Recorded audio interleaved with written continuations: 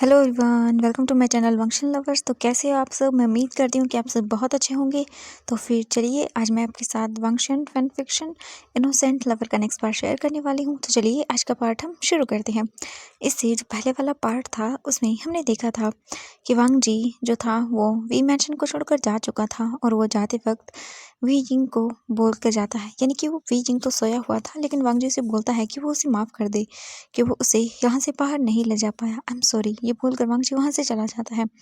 वांग जी वापस अपने घर आता है और वो अपने ब्रदर और अपनी सिस्टर इन लॉ से मिलता है, और उनके छोटे से बेटे आयुआन से भी। वांग जी अपनी फैमिली में आकर बहुत खुश था। अब फैमिली के नाम पर उसके पास यही बचे थे। उसके मॉम डैड आज से 6 साल पहले ही मर चुके थे, एक इंसान की सिर्फ जिद की वजह से, गलतफहमी की वजह से। वांग जी अपनी गगा और अपनी जो सिस्टर इन लॉ है उन्हें देखता है और बोलता है, गगा मैंने कहा ना, मैं सब चीज़ें ठीक कर दूंगा, और जो जो उन्होंने हमारे साथ किया है बस मैं उन सब का बदला लेना चाहता हूँ। उन्हें भी मैं ये दिखाना चाहता हूँ कि जब अपना कोई हर्ट होता है तो कैसा होता है। लहन से चैन बोलते हैं, वांग जी मैं जानता हूँ लेकिन कहीं कुछ गलत मत करना। वांग जी बोलता है, ठीक है गा, मैं कहीं कुछ गलत नहीं करूँगा, बस आप चिंता मत करिए। लहन से चैन बोलते हैं, ओके ठीक है वांग जी, जाओ तुम फ्रेश होकर आ जाओ, हम सब खाना खाने के लिए बैठ जाते हैं। वांग जी बोलते हैं, ओके। वांग जी फिर वहाँ से उठता है और अपने रूम में आता है। अपने रूम में आने के बाद वो डोर को बंद करता है और नीचे फ्लोर पर बैठ जाता है और बोलता है, गगा आई एम सॉरी, मैंने बहुत गलत किया है। अपना बदला लेने के लिए मैंने एक इनोसेंट पर्सन को हर्ट किया है, आई एम सॉरी का, लेकिन मेरे पास कोई और ऑप्शन नहीं था, मुझे ये करना पड़ा। ये बोलकर वांग जी चुपचाप वहीं पर बैठा रहता है कुछ देर। फिर वो उठता है, फ्रेश होता है और बाहर आता है। उसकी पूरी फैमिली ऑलरेडी ही डाइनिंग टेबल पर बैठी हुई थी। वांग जी भी जाता है और उनके साथ बैठकर खाना खाता है। खाना खाने के बाद वो सभी लोग फिर अपने अपने रूम में चले जाते हैं। वांग जी अपने रूम में आता है और फिर वो सो जाता है। वांग जी ने डिसाइड किया था कि अभी वो ये सब चीज़ें नहीं करेगा, क्योंकि उसे पहले सब चीज़ें देखनी होगी कि उसे कब क्या करना चाहिए। ये बोलकर मतलब ये सब सोचते हुए ही वांग जी सो जाता है। इसके बाद हम देखते हैं वी मेंशन को। वी मेंशन के अंदर भी सभी लोग डाइनिंग टेबल पर बैठे हुए थे, यानी कि मैडम वी, वी जिंग का ब्रदर मैंग याओ, सभी बैठकर आराम से खाना खा रहे थे। तभी ग्रैनी वैन आती है और बोलती है, मैडम मुझे आपसे कुछ बात करनी है। मैडम वी जो है वो ग्रैनी वैन की ओर देखती हैं और बोलती हैं, ठीक है तुम्हें जो भी बात करनी है बाद में मेरे रूम में आकर करना, अभी हम लोग खाना खा रहे हैं। ग्रैनी वैन बोलती है, ओके। इसके बाद ग्रैनी वैन वहाँ से जाती है, वो अपना मतलब विंग के लिए खाना लेती हैं और वो विंग के रूम में जाती हैं। भले ही वांग जी 1 महीने से विंग को खाना खिला रहा था, इन्हें सभी टेक केयर कर रहा था, लेकिन वांग जी ग्रैनी वैन को बताकर गया था कि वो आज घर पर नहीं आ सकता क्योंकि उसे कुछ काम है।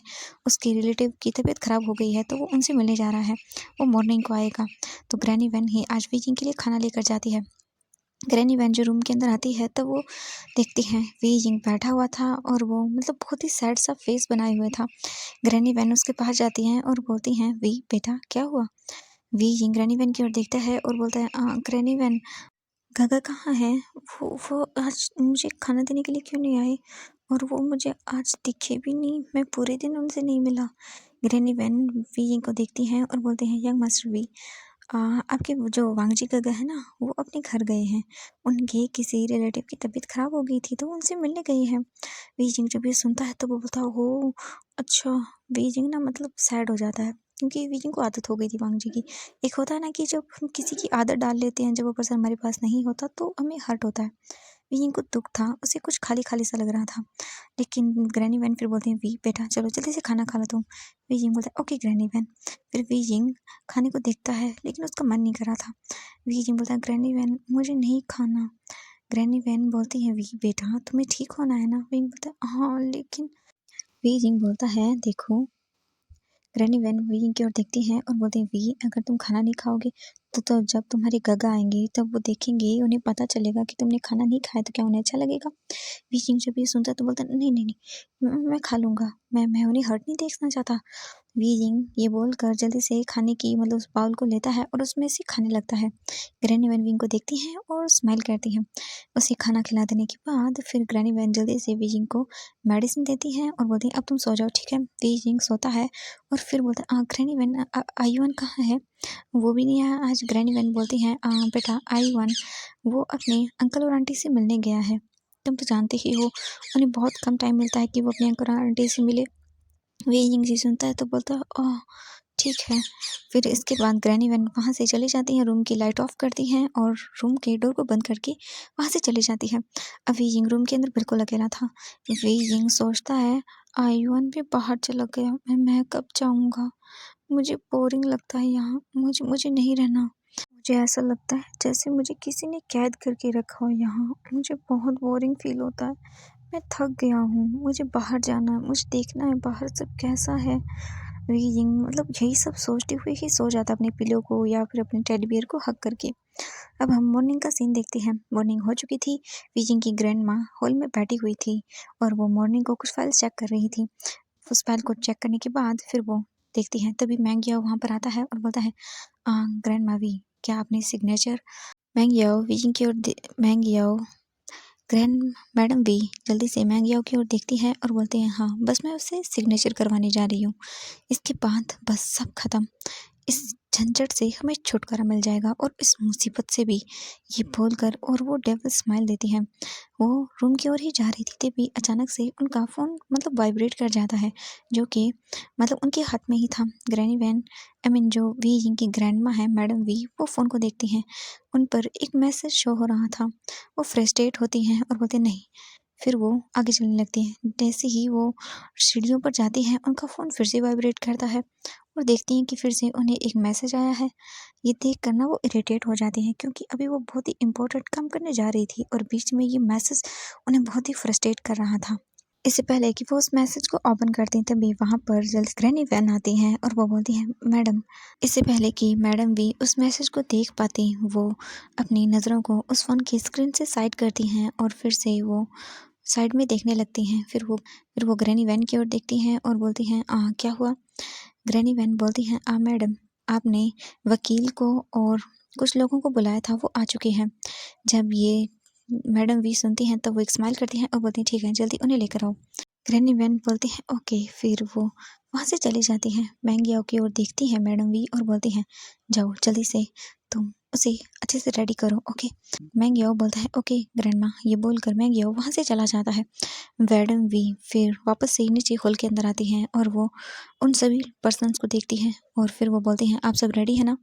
वो पर्सन बोलती हैं जी बिल्कुल, बस आप हमारा काम कर दीजिएगा। मैडम वी उनकी ओर देखती हैं और फिर बोलती हैं बिल्कुल, आपने जितना कहा था उतनी अमाउंट आपको मिल जाएगी। बस आपको सभी को ये बताना है कि उसने पूरे होशो-हवास में और बिल्कुल सही माइंड के साथ उन पेपर पर सिग्नेचर किया है। वो पर्सन अपने सिर को हमें हिला देते हैं। इसके बाद ग्रैनी वैन स्माइल करती हैं और फिर वो रूम की ओर ऊपर जाने लगती हैं। तभी उनके फ़ोन में मैसेज फिर से आता है। ये देखकर वो फ्रस्ट्रेट हो जाती हैं। फिर वो देखती हैं कि ये एक वीडियो है। फिर वो अपने सर पकड़ लेती हैं और बोलती हैं अब क्या प्रॉब्लम है किसी को? वो जल्दी से अपना फ़ोन देखती हैं और वो जल्दी से उस वीडियो को देखती हैं। वीडियो को वो ओपन करती हैं और जैसे ही वो उस पर जो मतलब एज़ अ थंबनेल टाइप की पिक्स लगी होती है उसे देखती हैं, तब वो बिल्कुल शॉक हो जाती हैं और बिल्कुल मतलब उनका दिमाग ही घूम जाता है। वो पीछे मुड़ती हैं और बोलती हैं 1 मिनट रुकिए, एक काम करिए, आप कुछ देर हॉल में ही बैठिए, मैं थोड़ी देर में आपके पास आती हूँ। वो पर्सन्स मतलब जितने भी लोग वहाँ थे वो समझ नहीं पाते हैं। फिर वो बोलते हैं ठीक है कोई बात नहीं। इसके बाद वो सभी जाते हैं नीचे और हॉल के अंदर बैठ जाते हैं। वे जल्दी से अपना फ़ोन लेती हैं और वो उस फ़ोन को लेकर अपने रूम में जाती हैं। रूम में जाने के बाद वो जल्दी से अपना फ़ोन ओपन करती हैं और उसमें देखती हैं, उसमें 3 वीडियोज़ थी और उन वीडियोज़ को जैसे ही वो ऑन करती हैं तो उनका तो पूरा दिमाग ही घूम जाता है। उन्हें तो यकीन ही नहीं होता ये क्या हो रहा है? ये सब क्या है? उसे तो यकीन नहीं हो रहा था। उनकी आँखें गुस्से में लाल हो चुकी थी। जैसे ही वो उस वीडियो को बंद करके वहाँ से जाने लगती हैं, तभी उनका फ़ोन रिंग करने लगता है। वो जल्दी से फ़ोन उठाती हैं और देखती हैं कि उन्हें एक अननोन नंबर से कॉल आ रहा था। वो फ्रस्ट्रेट हो जाती हैं और फ़ोन को कट कर देती हैं और गुस्से में जाने लगती हैं, लेकिन दोबारा से उनका फ़ोन रिंग करता है। फिर वो जल्दी से फ़ोन को पिक करती हैं और बोलती हैं हेलो। दूसरी ओर से एक पर्सन बोलता है हेलो, आपने वैसे वीडियो तो देख ही लिया होगा ना? जैसे ही मैडम वी ये सुनती हैं तब वो बोलती वीडियो? कौन सी वीडियो? वो पर्सन हँसता है और बोलता है आप इतनी भी भोली तो नहीं हैं। मैंने पागल होकर आपको वो वीडियो तो नहीं सेंड की होगी ना? मैडम वी गुस्से में बोलती हैं कौन हो तुम? और ये सब तभी वो पर्सन हँसता है और बोलता है, इतना गुस्सा! बस यही तो मुझे देखना था, यही देखना था मुझे। आह! मैं यही देखना चाहता था। मैडम भी गुस्से में बोलती हैं, अपनी बकवास बंद करो और ये सब करना भी। दूसरी ओर से वो पर्सन बोलता है, नहीं, ये सब करना मैं बंद तो नहीं कर सकता हूँ, लेकिन हाँ, आपकी अकल को ठिकाने ज़रूर लगा सकता हूँ। अगर आप चाहती हैं कि मतलब अगर ये वीडियो वायरल ना हो, अगर मैं इसे पोस्ट ना करूँ अपनी सोशल मीडिया पर, तो जैसा मैं बोलता हूँ वैसा आप करते जाइए, वरना ये वीडियो सब जगह वायरल हो जाएगी। और पता है टॉपिक क्या होगा? वी कंपनी का CEO वी वो जियान ऐसे किसी के साथ इंटीमेट हो रहा है। Oh no no no no! क्या होगा? आपकी कंपनी तो एक झटके में ही बिल्कुल तबाह हो जाएगी। और आपका क्या होगा? किसको जवाब देती फिरेंगी? आपकी कंपनी नहीं तबाह नहीं होगी, आपकी कंपनी तो टॉप पे पहुंच जाएगी जब सबको ये पता चलेगा कि वी कंपनी का CEO क्या कर रहा है और उसका ऐसे वीडियो वायरल हो रहा है। Oh my God! आपको क्या लगता है क्या करना चाहिए? मुझे लगता है मुझे पोस्ट कर देना चाहिए, या मुझे आपकी राइवल कंपनी को ये बेच देना चाहिए। वो तो मुझे आपसे ज़्यादा ही चीज़ें दे देंगे। ये सुनकर मैडम वी का पारा बिल्कुल हाई हो जाता है और वो बोलती है, मैं तुम्हारी जान ले लूँगी अगर तुमने ऐसा किया भी तो। दूसरी तरफ से वो पर्सन हँसता है काफ़ी देर और फिर बोलता है, ओह माय गॉड! मैं क्या बताऊँ आपको? ठीक है, लगता है आपको मुझसे बात करने की तमीज़ ही नहीं है। अब आप दोबारा मुझे तब कॉल करिएगा जब आप अपनी अकड़ को अपने जेब में रखती हो और दोबारा जो मैं बोल रहा हूँ वो करने के लिए तैयार हो। मैं आपको सिर्फ 2 घंटे देता हूँ। 2 घंटे के अंदर अगर मुझे आपका कॉल नहीं आया तो ये वीडियो वायरल होगा। और आपके फ़ोन पर ना मैंने एक नोटिफिकेशन भी सेंड कर दिया है, तो ऑटोमेटिकली आपको पता चल जाएगा कि कब वो वीडियो वायरल होने वाली है। और आपकी तबाही, नहीं नहीं नहीं नहीं, तबाही कैसे बोल सकता हूँ मैं, आपकी कंपनी टॉप पर पहुंच जाएगी। ये बोलकर वो पर्सन फ़ोन को कट कर देता है और मैडम व्यू जल्दी से अपने फ़ोन को देखती हैं, तो सच में वहाँ पर जो काउंटडाउन था वो शुरू हो चुका था और वो वीडियो भी वहाँ पर शो हो रही थी। ये देखकर मैडम वी मतलब घबरा जाती हैं, उन्हें समझ नहीं आता कि क्या हुआ? अगर ये वीडियो पोस्ट हो गई तो फिर वो तो बर्बाद हो जाएँगी बिल्कुल। उनकी फैमिली की रेपुटेशन, उनकी कंपनी, उनकी मतलब हर एक चीज़ दाँव पर लगी है। नहीं, वो ऐसा नहीं कर सकती। उनके माइंड में इस वक़्त पूरी तरह से फ्रस्ट्रेशन, गुस्सा एक साथ नज़र आ रहा था। वो पूरी तरह से पागल हो चुकी थी। फिर उन्हें याद आता है वो पर्सन जो वीडियो में था। वो गुस्से में अपने रूम का गेट ओपन करती हैं और जल्दी से वो जाती हैं और डोर को ओपन करती हैं और रूम में चिल्लाते हुए मतलब इधर-उधर देखने लगती हैं। सब लोग जब चिल्लाने की आवाज़ सुनते हैं, तब जितने घर के मेट्स थे वो डर जाते हैं और उन्हें पता था कि मैडम वी का गुस्सा कितना डेंजरस है। एक मेड बोलती है, मुझे मुझे ग्रैनी बेन को बताना होगा। ये बोलकर जल्दी से वो मेड जो है वो वहाँ से भागते हुए जाती हैं और ग्रैनी बेन के रूम के बाहर जाकर नॉक करती हैं। ग्रैनी बेन इस वक्त आयुआन के साथ थी। वो उसे कुछ चीज़ें दिखा रही थी। आयुआन ग्रैनी बेन के साथ बातें कर रहा था, तभी जब वो देखता है कि डोर पे नॉक हो रहा है, तब वो जल्दी से जाती है और डोर को ओपन करती हैं। जैसे ही वो मेड को देखती हैं और बोलती हैं कि क्या हुआ, तुम इतनी डरी हुई क्यों हो लिज़ा? वो मेड बोलती है, मैम मैम वो मैडम भी बहुत गुस्से में हैं, वो चिल्ला रही हैं। जब ग्रैनी वैन ये सुनती हैं तब वो डर जाती हैं और बोलती हैं, क्या? ऐसा क्या हो गया? वो मेड बोलती है, नहीं हमें नहीं पता। ग्रैनी वैन फिर जल्दी से उस मेड की ओर देखती है और बोलती है, लिज़ा एक काम करो, जाओ तुम आयुन का ख्याल रखो, तब तक मैं देखती हूँ कि क्या हुआ है। वो मेड बोलती है, ओके। फिर वो रूम के अंदर आती हैं और वो आयुन के साथ मतलब उसका ध्यान बटाने लगती हैं। ग्रैनी वैन फिर जल्दी से रूम से बाहर निकलती हैं और वो जाने लगती हैं। जैसे ही वो रूम के बाहर आती हैं तब वो देखती हैं कि वॉइस जो है वो वांगजी के रूम से आ रही है। वो देखकर शॉक हो जाते हैं, बोलते हैं, क्या ये मैडम वी वांगजी के रूम के पास क्या कर रही हैं? क्या हुआ है? वो रूम के बाहर जाती हैं, आई मीन वो डोर को ओपन ही करने वाली थी, लेकिन तभी वो वहीं पर रुक जाती हैं और जो वो सुनती है वो सुनकर वो फ्रीज हो जाती हैं और मतलब कांप जाती हैं। वो बोलती है, ये सब मैडम भी क्या बोल रही हैं? तभी वो देखती हैं कि डोर थोड़ा-सा ओपन था, तो वो डोर को मतलब थोड़ा-सा हल्का-सा उसे स्लाइड करती हैं। उसकी आवाज़ भी नहीं आती है और वो देखती हैं अंदर। अंदर मैडम वी थी और वो बैंग याओ को चिल्लाकर बोल रही थी कि ये देखो, हम बर्बाद हो गए हैं। अपनी हम लोगों ने इतनी मेहनत की लेकिन उसका कोई फ़ायदा नहीं है, हम बर्बाद हो गए हैं, ये देखो। मैं गया देखता है और बोलता है ये बकवास क्या है ये सब। मैडम वी बोलती हैं हाँ यही सब देखो क्या हो रहा है। उसने मुझसे कहा है कि अगर मैंने उसे कॉल नहीं किया तो फिर सभी चीज़ें हो जाएगा। हमने इतने सालों तक जो उस विंग को टॉर्चर किया है, उसे पागल बना के रखा है, हमारा सब बेकार गया, सब बेकार गया। हाँ। जब ग्रैनी वैन की सुनती हैं तो वो एक सेकंड के लिए वहीं पर नीचे गिरने ही वाली थी। मतलब उन्हें यकीन नहीं होता कि उन्होंने क्या सुना। विंग को टॉर्चर उन्होंने किया है। ये क्या हो रहा है? मैडम वी ये क्या बोल रही हैं? ग्रैनी वैन को यकीन नहीं होता और वो मतलब वहीं पर रहती हैं खड़ी हुई और सुनती रहती हैं। ग्रैनी वैन सब चीज़ें अच्छे से सुनती है और उसकी आंखों से आंसू गिर जाते हैं। उन्हें सब पता चल जाता है कि आज से जो 9 साल पहले वी यिंग यानी कि जो यंग मास्टर वी हैं, उन्हें जो किडनैप किया गया था वो उनकी ही ग्रैंड माँ ने किया था। और उसके बाद जब वी यिंग लौटा तो वो इतनी बुरी हालत में था। वी यिंग पूरे 4 साल तक कैद में था और उसके बाद जब वो लौटा तो वो इस तरह से पागलों की तरह बिहेव करता था। मतलब उन्हें बहुत सारी चीज़ें पता चलती हैं जो कि अभी हमें नहीं बताई गई, वो कि हमें आगे आने वाले पार्ट्स के अंदर पता चलेंगी। ग्रैनी वैन वहाँ से जल्दी से जाती हैं क्योंकि अब मैंग याओ बोल रहा था कि मैं अभी उसे बताता हूँ। गुस्से में वो जाने लगता है। ग्रैंड माँ ग्रैनी वैन जब ये देखती हैं कि वो अब डोर को ओपन करने वाले हैं, तब ग्रैनी वैन जल्दी से वहाँ से चली जाती है। मैंग याओ जल्दी से वी के रूम के पास जाता है और उसके पीछे ही मैडम वी भी थी, वो भी जाती हैं और जल्दी से डोर को ओपन करती हैं। वी यिंग वहीं मतलब बेड पर बैठा हुआ था और वो टॉयज़ को हग किए हुए था। आज वो दुखी था क्योंकि उसके वांगजी गग उसके पास नहीं थे। जैसे ही वो डोर को ओपन खुलने की मतलब आवाज़ को देखता है तो वी यिंग डोर की ओर देखता है। डोर के पास वी यिंग की ग्रैंड माँ खड़ी हुई थी। वी यिंग जब अपनी ग्रैंड मदर को देखता है तब वो खड़ा होता है और बोलता है ग्रैंड माँ, और वो भागते हुए अपने टॉयज़ को हग किए हुए ही ग्रैंड माँ के पास जाता है और उन्हें हग ही करने वाला था, तभी उसकी ग्रैंड माँ कसकर वी यिंग को एक स्लैप लगाती है। वी यिंग के हाथ से उसका टॉय नीचे गिर जाता है और वी यिंग को समझ नहीं आता कि ये क्या हो गया। ये मतलब वी यिंग नीचे सीधा फ्लोर पर ही गिर जाता है और उसके मतलब माउथ के कॉर्नर से लिप्स के वहाँ से ब्लीडिंग हो गई थी। वी यिंग को इतनी कस कर उसकी ग्रैंड माँ ने थप्पड़ मारा था। वी यिंग बहुत ही मुश्किल से मतलब समझ पाता है। वी यिंग मतलब रोती हुई आंखों से अपनी ग्रैंड मदर की ओर देखता है और बोलता है ग्रैंड माँ ये आपने मुझे मुझे मारा क्यों। वी यिंग की ग्रैंड मदर गुस्से में आती हैं और वो जल्दी से जाती हैं और वी यिंग को फ्लोर से उठाती हैं और बोलती हैं तुम्हारी हिम्मत कैसी हुई हमारी इज्जत को इस तरह से नीलाम करने की, आज तुम्हें मैं बताती हूँ।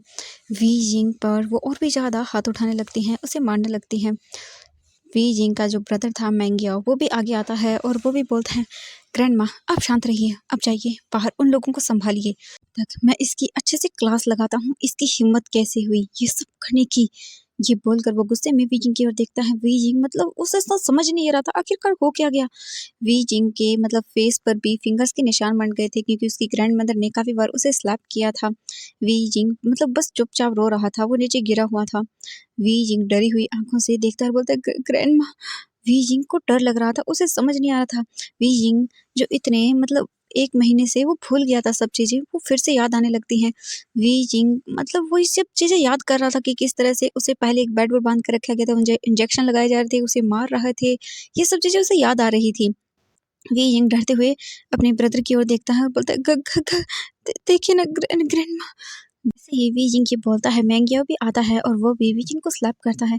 वी यिंग मानो अब पूरी तरह से सदमे में जा चुका था। इसके बाद जो मैडम वी हैं वो वहाँ से चली जाती हैं और अब हमें 1 घंटे बाद का सीन दिखाया जाता है। ग्रैनी वैन वी यिंग के रूम के पास आती हैं और वो जल्दी से डोर को ओपन करती हैं। वो जैसे ही डोर को ओपन करती हैं तो देखती हैं वी यिंग नीचे फ्लोर पर गिरा हुआ है। वी यिंग नीचे फ्लोर पर गिरा हुआ है और उसके सर से ब्लीडिंग हो रही है। वो भागते हुए जाती है और वी यिंग को चेक करती हैं और तब वो देखती हैं वी यिंग की बॉडी पर काफ़ी सारे चोट के निशान थे जो रेड हो चुके थे। ये देखकर ग्रैनी जो है वो बहुत ही घबरा जाती है। ग्रैनी वैन वी यिंग को उठाती है और बोलती है वी वी वी वी बेटा बेटा उठो तुम। वी यिंग बिल्कुल भी रिस्पॉन्स नहीं दे रहा था। ग्रैनी वैन जल्दी से इधर उधर देखती हैं, उन्हें एक गिलास पानी का दिखता है, वो जल्दी से लेकर आती हैं और वी यिंग के फेस पर उसे मारती हैं थोड़ा सा पानी। वे यिंग मतलब धीरे से अपनी आइज़ को ओपन करता है और बोलता है नहीं प्लीज़ गगा प्लीज़ मत मारिए, मैंने कुछ भी नहीं किया, प्लीज़ गगा। ग्रैनी वैन ये देखकर विंग को जल्दी से हग करती है और बोलती वी शांत हो जाओ, मैं हूँ तुम्हारी ग्रैनी ग्रैनी वैन हूँ मैं। जिंग अपनी आईज को ठीक से ओपन करता है और वो अपने सामने ग्रैनी वैन को देखता है। वी जिंग जल्दी से उन्हें हक करता है और बोलता है, ग्रैनी वैन प्लीज मुझे बचाइए, मुझे बचाइए। ग्रैनी वैन वी जिंग को टाइटली हक कर लेती हैं। वो कुछ देर तक वी जिंग को ऐसे ही रखती हैं। वी जिंग पैनिक कर गया था। कुछ देर तक वी जिंग को वो ऐसे ही रखती हैं, फिर देखती हैं वी जिंग शांत हो गया है। ग्रैनी वैन वी जिंग को कसकर गले लगाती है और बोलती है, नहीं बहुत हो गया, अब मैं और नहीं होने दूंगी। मैंने तुम्हारे फादर से वादा किया है और अगर उन्हें पता चला तुम्हारे बारे में तो नहीं, वो शायद अपने आप को माफ़ नहीं कर पाएंगे और तुम्हारी मदर भी नहीं। नहीं, मैं कुछ ऐसा नहीं करूँगी अब। बहुत हो गया, इतने सालों तक मुझे सच्चाई का नहीं पता था और मैं उनका साथ देती गई, पर लेकिन अब नहीं, अब नहीं। ये बोलकर वो वी जिंग को अपने आप से दूर करती हैं और बोलती हैं, वी मेरी तरफ देखो। वी जिंग ग्रैनी वैन की ओर देखता है, उसकी आंखों से आंसू थे। ग्रैनी वैन वी जिंग को अच्छे से क्लीन करती हैं और बोलती हैं, वी जिंग तुम यहीं रुको, जो मैं तुमसे बोल रही हूँ वो करो। मेरे बेटे यहाँ से भाग जाओ और कभी यहाँ लौट कर मत आना। ये बोलकर वो वी जिंग की ओर देखती हैं और फिर उठती हैं जल्दी से वहाँ और फिर वो जल्दी से रूम के अंदर इधर-उधर कुछ चेक करती हैं। वो जल्दी से एक बैग लाकर आती हैं। उस बैग के अंदर जल्दी से वी जिंग के 2-3 क्लॉथ को डालती हैं। उसमें वो वी जिंग की कुछ और चीज़ें भी डालती हैं और फिर वी जिंग की ओर आती हैं और बोलती हैं, वी जिंग मेरी बातों को याद रखो। तुम्हें यहाँ से भागना होगा और मुझसे वादा करो कि तुम यहाँ वापस कभी नहीं आओगे। वी जिंग ये सुनकर डर जाता है, बोलता नहीं, अगर मैं गया तो मुझे मुझे वो लोग। ग्रैनी वैन वी जिंग को गले लगाती हैं और बोलते हैं, नहीं तुम्हें कोई नहीं ढूंढ पाएगा और मैं अब तुम्हें और सफ़र करने नहीं दूंगी। मुझे पता है अगर तुम यहीं रहे तो वो लोग तुम्हारा क्या हाल करेंगे। नहीं, उन्हें सब प्रॉपर्टी चाहिए, तुम्हारी प्रॉपर्टी जो तुम्हारे डैड ने तुम्हारे नाम की थी। बेटा वी जिंग चलो मेरे साथ। ये पकड़ कर वो विंग को ले जाने लगती हैं। तभी वी जिंग को याद आता है, अगर वो चला गया तो वो अपने गग्गा से नहीं मिल पाएगा। वी जिंग बोलता है, नहीं ग्रैनी वैन मैं नहीं जा सकता। अगर गग्गा यहाँ आएंगे तो वो मुझे नहीं देखेंगे। ग्रैनी वैन अपने मन में सोचती हैं, वो तो कब का यहाँ से जा चुका है। ये वो अपने मन में सोचती हैं। फिर विंग की ओर देखती हैं और बोलती हैं, वी जिंग मैं तुम्हें तुम्हारे गग्गा के पास ही लेकर जा रही हूँ, तुम उनसे मिलना चाहती हो ना। विंग बोलता है, हाँ हाँ। वी जिंग ये बोलकर ग्रैनी वैन की ओर देखता है। ग्रैनी वैन बोलती है, तो ठीक है फिर चलो मेरे साथ। वी जिंग ये बोलकर ग्रैनी वैन ये बोलकर वी जिंग की ओर देखते हैं। वी जिंग बोलता है, ओके। इसके बाद ग्रैनी वैन विंग का हाथ पकड़ती हैं और फिर वो डोर को ओपन करती हैं। पहले वो खुद बाहर देखती हैं। वी जिंग को उन्होंने बैग को मतलब उसके कंधों पर डाल दिया था, जैसे स्कूल बैग नहीं होता वैसा बैग था वी जिंग का, तो उन्होंने अच्छे से विंग को पहना दिया था। वी जिंग मतलब चलने में थोड़ा सा तकलीफ हो रही थी उसे, क्योंकि उसे काफ़ी मारा गया था इस वजह से। लेकिन वी जिंग अपने गगी से मिलने के लिए कुछ भी कर सकता है, तो वी जिंग पूरी कोशिश करता है और अपनी ग्रैनी वैन के पीछे पीछे चलने लगता है। ग्रैनी वैन जल्दी से आती हैं और वो पहले नीचे हॉल में देखती हैं कि वहाँ पर कोई नहीं था, क्योंकि अभी सभी लोग अपने काम में बिजी थे। ग्रैनी वैन अपने रूम के अंदर आती हैं और फिर वो वी जिंग को अंदर लेकर आती हैं। फिर उसके बाद वो अपने कपड़े को ओपन करती हैं और उसमें से वो काफ़ी सारे पैसे निकालती हैं।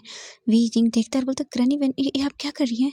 ग्रैनी वैन बोलती है, कुछ नहीं। फिर वो वी जिंग के बैग को अपनी तरफ करती हैं और उसमें जितने भी मनी थी वो उसमें डाल देती हैं। फिर वी जिंग का हाथ पकड़ती हैं। फिर वो रूम से बाहर आती हैं और वी जिंग का हाथ पकड़ कर वो बैक डोर से बाहर निकल जाती हैं। वी जिंग देखता है, पहली बार वो इस रूम से बाहर निकला था। रूम से बाहर तो वो निकल जाता था, यानी कि वो घर से बाहर निकला था। वी जिंग इधर उधर देखने में बिजी हो गया था, वो भूल ही गया था। ग्रैनी वैन देखती हैं कि वी जिंग उनके पीछे नहीं आ रहा है। तब वो जल्दी से पीछे टर्न होती हैं और देखती हैं वी जिंग चारों तरफ देख रहा था। वो एक गार्डन एरिया था और वहाँ से नीचे एक टनल थी, जिसे ग्रैनी वैन अच्छे से जानती थी, क्योंकि काफ़ी सारे राज हैं इस घर में जो अभी तक नहीं खुले हैं। ग्रैनी वैन वी जिंग को वहाँ से लेकर जाने लगती हैं, उसका हाथ पकड़ते हुए। वी जिंग की ओर देखती हैं और बोलती हैं, वी जिंग चुपचाप मेरे साथ चलो, अब तुम आज़ाद हो पूरी तरह से। ग्रैनी वैन वी जिंग को जो घर था उनका उसके बाहर लेकर आती हैं बैकयार्ड में और फिर जल्दी से अपना फ़ोन निकालती हैं, किसी को कॉल करती हैं। वो बहुत ही घबराई हुई थी, क्योंकि उन्हें डर लग रहा था अगर किसी को पता चल गया, कोई वी जिंग के रूम में चला गया तब बहुत बुरा होगा। ग्रैनी वैन डरी हुई थी। लगभग 15 मिनट वो वहीं पर वेट करती हैं। वहाँ पर एक गाड़ी आती है और उसमें से एक लड़का बाहर निकलता है, जो कि लगभग मतलब 18 ही साल का था। वो लड़का आता है और बोलता है, ग्रैनी वैन आप। तभी वो बोलती है, चुप करो, इसे लेकर जाओ और मैंने कहा था वही करना, बिल्कुल ठीक है। वो लड़का बोलता है, ओके। ग्रैनी वैन फिर वी जिंग की ओर देखती हैं और बोलती हैं, वी जिंग बेटा इसके साथ जाओ, ठीक है, मैं तुमसे कल आकर मिलती हूँ, ठीक है। बोलता है, नहीं मैं ऐसे नहीं जाऊँगा। ग्रैनी वैन बोलती है, वी जिंग तुम्हें। फिर वो कुछ सोचती है और बोलती है, तुम्हें तुम्हारे गगे से मिलना है ना। वी जिंग बोलता है, हाँ हाँ मुझे मिलना है। ग्रैनी वैन बोलती है, तो फिर इसके साथ जाओ, तुम्हारे गगे भी तुम्हें मिल जाएंगे। वी जिंग बोलता है, ओके मैं जाऊँगा। ये बोलकर वी जिंग उस लड़की की ओर देखता है। वो लड़का स्माइल करता है और वी जिंग का हाथ पकड़ता है और उसे गाड़ी में बैठा देता है। ग्रैनी वैन फिर वी यिंग की ओर देखती हैं और बोलती हैं, बेटा अपना ख्याल रखना। वी यिंग अपने सिर को हाँ में हिलाता है और उसके हाथ में उसका टॉय था, उसने उस टॉय को बिल्कुल भी नहीं छोड़ा था। फिर वो लड़का उस गाड़ी को ड्राइव करते हुए वहाँ से लेकर चला जाता है। ग्रैनी वैन फिर आसपास देखती है, वहाँ पर कोई नहीं था। ग्रैनी वैन फिर डरते हुए घर के अंदर वापस चली जाती हैं और वो देखती हैं ग्रैनी वैन वी यिंग को मतलब बैकयार्ड से इसलिए ले गई थी क्योंकि वहाँ पर कोई भी सीसीटीवी कैमरा नहीं है। तो एवरीवन आज के लिए बस इतना ही, मिलते हैं नेक्स्ट पार्ट में। Bye bye everyone. तो देखना होगा कि अब क्या होने वाला है, क्या वी यिंग बंगरी से मिलेगा।